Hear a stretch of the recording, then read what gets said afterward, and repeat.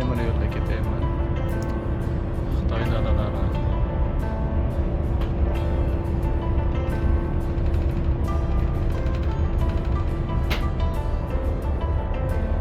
Bemalol ishlab, oyoq uzatib ketishga sharoit bor. Bu yer esa bebayon dalalar. Porloq yo'l sahrosi.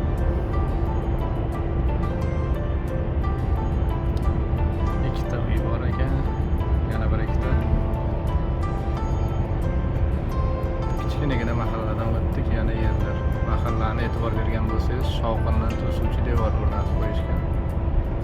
Poyezd o'tib